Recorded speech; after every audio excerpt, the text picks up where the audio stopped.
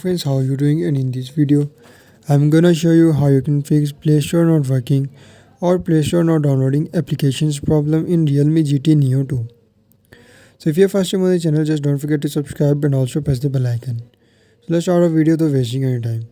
So to fix Play Store not working or Play Store not downloading applications problem in Realme GT Neo 2, simply first of all you just need to tap on settings and follow every single step as I'm showing you in this video. Hope so this will fix your problem.